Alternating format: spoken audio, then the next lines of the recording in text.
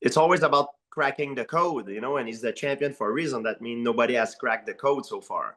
And Belal has a style, he's very aggressive. He put a constant forward pressure, and he make guys fighting on their heels. Georges St-Pierre shares a surprising take on UFC 315, hinting that Belal Muhammad may hold the hidden edge over Jack Della Maddalena. Yeah, absolutely. Belal, he's the complete package. He's good everywhere.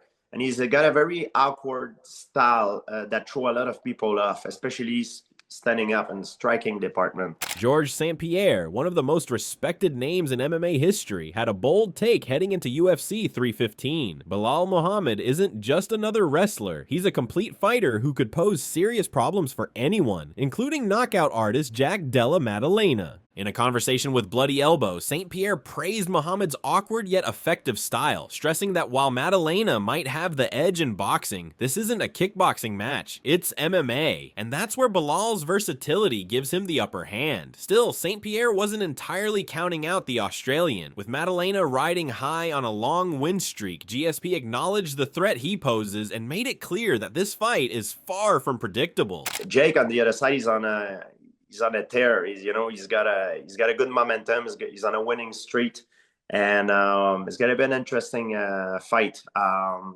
the one side, Jake, I think he could have the advantages if in the striking department, but it's not only a kickboxing match; it's mixed martial art, and that's when I believe if Belal Muhammad, that's where you take advantage of it. I think he's got more tools to win, but that doesn't mean he's gonna win. So it's all about how they're gonna match their style against each other. St-Pierre, who will be in attendance at UFC 315 to corner his Tristar teammate Ayman Zahabi, sees this as a classic case of contrasting styles, but not in the way many might expect. While some are billing it as striker versus grappler, St-Pierre disagrees. He believes Muhammad's striking, though unorthodox, is good enough to throw off rhythm-based fighters like Maddalena. On the flip side, Maddalena's clean boxing, timing, and composure make him a live threat if he can keep the fight on the feet.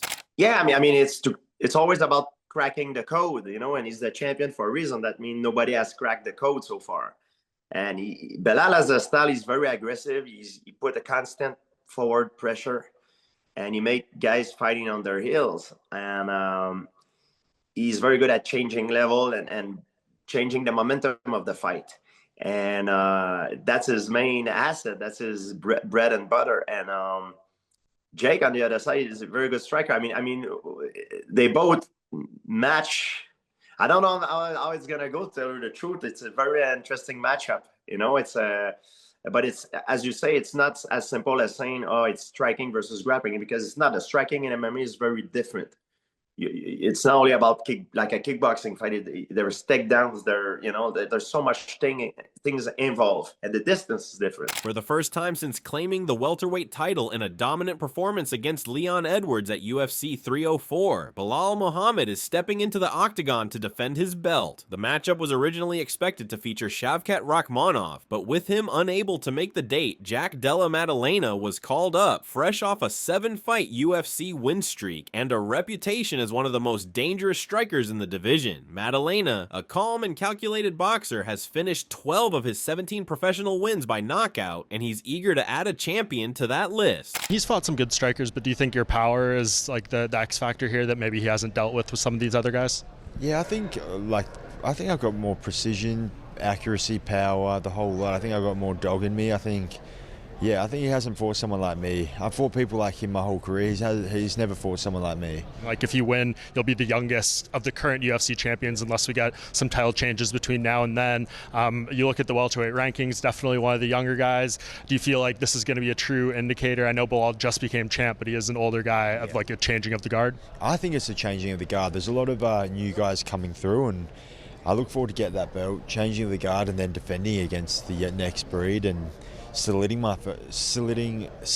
myself as the best guy in this generation and the best welterweight ever. Do you think Shavkat's next? I think if Shavkat's healthy, I think that's the fight to make next. Muhammad has long flown under the radar in the welterweight division, often overlooked despite stringing together win after win. That changed when he beat Edwards in their rematch, silencing many of his critics and taking the title. Known for his relentless pace, smart fight IQ, and high-pressure style, Muhammad continues to evolve as a fighter, both physically and mentally. Much of this growth comes from his training with Khabib Nurmagomedov and the Eagles MMA team in Dagestan. The experience, according to him, pushed him to his limit and sharpened his grappling, cardio, and mindset. One of the biggest things I learned from the guys from Khabib's team is like, they'll come in before practice and he'll ask you like, today's your hard sparring, how do you feel mentally? Are you okay? Do you get any fight with anybody in your family? Are you stressed out? Like, if you have any of those issues with your head, it's not training. Really? Yeah. Interesting. Yeah. So he's like, Interesting. It's hard sparring. It's basically you're in a fight. Yeah, you're going to be in a fight, and if you're not fully engaged and you're not fully ready for it, you're really not going to see anything, and you're going to hurt yourself. And that's where injuries come from and little things. Heavyweight now, right? Bro, and he's still freaking so strong. I'm sure. And it's like, when somebody's rolling with you and they're sitting there, order me a Starbucks, he's getting me like in a Kimura. And I'm sitting there like, bro, should I be like mad or like embarrassed? And it's like humbling because there's guys out there like that and guys on his team that aren't in the UFC yet that are like that. And you're learning. Imagine those guys. You're growing up your whole life learning from these guys. His younger cousins, Umar and Usman, the Bellator champion, and Umar, who just fought this weekend. It's like they grew up. Even though his roots are in wrestling and pressure-based control, Muhammad isn't shy about showcasing his boxing skills. Ahead of UFC 315, he confidently declared that he'll outbox Maddalena and prove his hands belong in conversations about elite striking, going as far as dubbing them Canelo hands, referencing world champion boxer Canelo Alvarez. This confidence has been fueled not just by training, but also by the mental edge he believes he holds over his opponents. That if there's a glaring weakness in Jack's game, it has been his wrestling. Yeah, whenever I go into a fight, you obviously look up the opponent's weaknesses. I try to manage that and strategize toward that. So for me, right, I could beat him in many different ways. The psychological warfare began weeks before the bout, with Muhammad taking verbal shots at not only Maddalena, but also his coach, Craig Jones. In a moment that sparked reactions across the MMA world, Muhammad referenced the infamous UFC 229 incident where Khabib leaped out of the cage to attack Dylan Dennis. He jokingly threatened Jones with similar energy, prompting a humorous response from the coach, who quipped that Muhammad might jump the cage and decision me. The moment went viral, with Sean Strickland and others chiming in and laughing along. Your next fight, I mean, Jack, what are you like thinking about with this fight? I think stylistically, I'm better than him everywhere. He's just never been in a fight with anybody like me. But the thing with him is he's a really good boxer. He's got a long winning streak right now. I think he's on a 12-fight winning streak. Don't lie this time. Tell us how the Jack fight's gonna go. I'm gonna outbox Jack. I'm not gonna shoot one takedown, and I'm gonna show him the meaning of Canelo hands. I'm gonna show the UFC fighters, the fans, that I'm the best boxer in the UFC, the best boxer in the welterweight division. Trust me, you guys want to tune in. Don't miss it. 25 minutes later, and unanimous decision. Yeah, that's the thing, right? Let's get a little bit racist or something in here, bro. You know, spit at me or something. But I think when you're looking at the level of the fight, right, I think it's the highest level fight you're going to put in our division. We're both two guys that don't break. And I think whoever orders the pay-per-view, they're going to be in for a treat. And you have the best women's martial artist in Shevchenko. And, you know, there's a little bit of bad blood between them two. So, yeah, you're looking at it and you're like, but I fought like Wonder Boy and I fought Luke and like the nicest guys, right? So I've dealt with it before where I'm trying to figure out something to hate with them. And then coming off of a fight where I didn't like Leon Edwards, it's a different type of promotion now because I'm like, I don't want to make fun of him or anything right now because it just doesn't seem authentic. So there's not no bad blood, but I do think we're both going to come to fight, right? We're both going to put hands on each other. And for me, I still have that chip on my shoulder. He's going to outbox Belal. He's going to kill Belal. He's going to do this. I want that same manager. I want you guys to keep saying that because I'm going to go out there and keep proving you wrong. Be that champion that doesn't sit there and pick, oh, this is the biggest fight. Let me get that one. Or this guy has more followers than that guy. No, I want to like, all right, who's the guy with the biggest streak? Because I never got that chance, right? The champions before me, I had a long streak forever. Usman never looked my way. Leon never looked my way and he tried to avoid me. But for me, for even a guy like Jack, he's not a big talker, right? So he wasn't going to sit there and beg for it or anything like that. So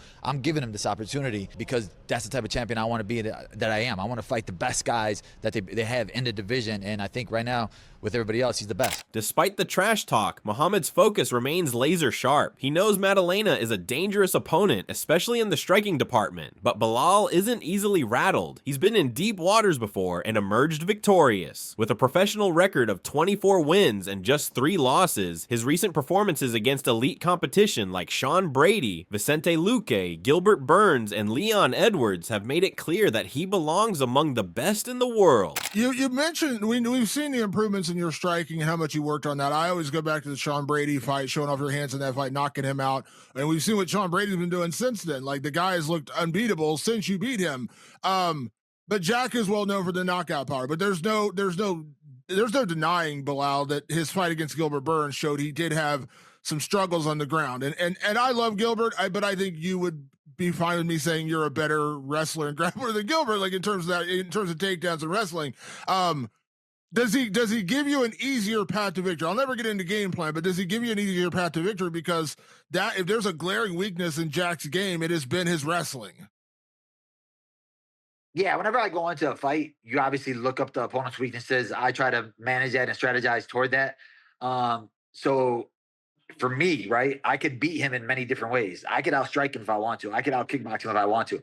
Or I could out-wrestle him if I want to. However, not everyone is giving Muhammad the clear edge. Former welterweight champion Kamaru Usman offered a cautionary perspective. On his podcast with Henry Cejudo, Usman emphasized that Maddalena shouldn't be underestimated. He praised the Australian for his composure, his ability to stay calm under pressure, and most importantly, his refusal to be discouraged. Usman cited Maddalena's performance against Burns, where he was taken down multiple times but still rallied to land a knockout late in the fight, as a testament to his resilience. Usman admitted that while Muhammad likely has the edge in grappling and top control, Maddalena is far ahead in pure striking, which could make this matchup more competitive than many think. Striking-wise, I think JDM is much better than Belal. I think Belal will probably has kicks and all of those little strikes, but as far as throwing hands, as far as relaxation there, as far as setting the traps with the striking, I think JDM is definitely a little bit more seasoned, or even better there in that aspect. But it's an intriguing fight. I don't think it's a landslide that Belal is going to win the fight. I do think it's a very intriguing fight. Honestly, I like the fight.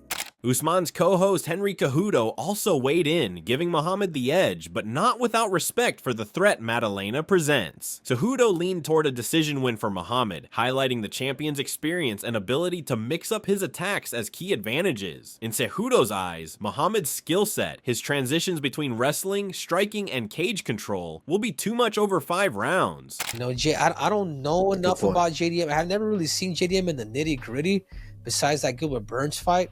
I don't know, man. I like JDM. I like the sound of his Jack Della Maddalena. It makes me want to dance. But I just feel like Belal is just too much, bro. Belal is he's too experienced, man. I think he's too problematic with this mixing of his fighting, and I think he knows how to close distance very well. And not just that, but he's gotten better too on top. His top control, working out with Khabib and all those guys, where he's been able to take a lot of that material. And I think I personally got Belal, man, winning by pretty much unanimous decision. On the other end of the spectrum, some believe Maddalena has what it takes to pull off the upset. Daniel Cormier noted that Maddalena brings something unique to the division. He sees him as a real contender who not only has the skills, but also the mindset to dethrone a seasoned champion like Muhammad. Cormier pointed out that Maddalena's undefeated UFC run and finishing ability make him more than deserving of this shot, calling it a pivotal moment for the welterweight division. Jack Della Maddalena is a very exciting fighter. He's a tremendous striker, and he really does have all the skills in the world. My worry, or my thought, is with the way Belal Muhammad has been fighting recently, the pressure, the wrestling, he seems to be a nightmare of a matchup for Jack Della Maddalena. But at the end of the day, fights happen for a reason. We don't know the result, and you never know what goes on inside that octagon, and Jack Della Maddalena has the skills to unseat Belal Muhammad.